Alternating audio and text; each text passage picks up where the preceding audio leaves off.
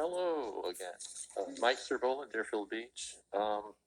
In regard our legislative effort, I have a question. Do we reach out to other districts, and can we to discuss cooperation, or is that more appropriate for marketing? Not just on legislation, but what about class action lawsuits, for example, that type of thing? Is that an appropriate use of those resources? Because that would be a novel thing. That would be us, teachers, and parents all on one side of the table, and that's exciting. Speaking of exciting, I can't help when I read the agenda here. I think we're starting to turn a corner here, because that was the most activist, aggressive, proactive, not reactive list I've seen yet, and I was pretty excited. So I think that we're doing a good job there. In that regard, it's still I'm concerned about things that we're not talking about. What aren't we doing? What aren't we discussing? Because we're being bullied. And when you're reactive to being bullied, you tend to not see things even more. They become even more invisible, such as the fact that, we at one time, right now we're talking about things like CRT and wanting to address all these issues on that list.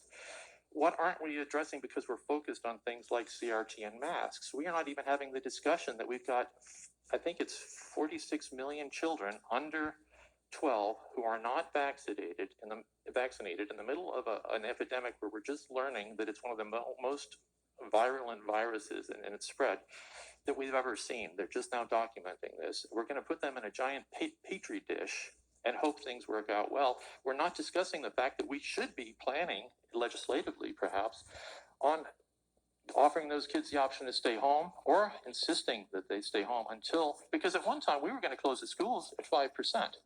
And now with the bullying, and we don't know what we're even talking about, now it's at 10, maybe it'll be 15% when the school opens, and we haven't even discussed, to my knowledge, that I've heard, anything about closing the schools or setting it up so that we can still educate those children. This is the legislative and that would definitely be part of the legislation, I would presume, because you're looking at making major changes, such as providing perhaps 33 times air cleaning to our schools that don't have adequate air systems. You can take a $25 box fan and attach filters to it. There are things through legislation we can do, and some of them are simple. I'm going to get some real specific ones.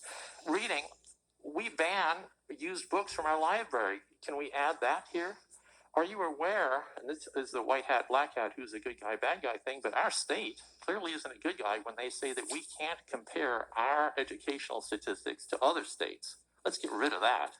Let's get rid of the fact we can't put used books in our schools and offer those to kids, because we can fix that as well. There are so many different things that we can do here once our attitude changes, and that's why it's important that we be activists and not reactive. It's how we deal with these things. Recently, I was confused because we've been waffling back and forth, and I was thinking, how did you waffle? Thank you. Our next public speaker will be Miss Christina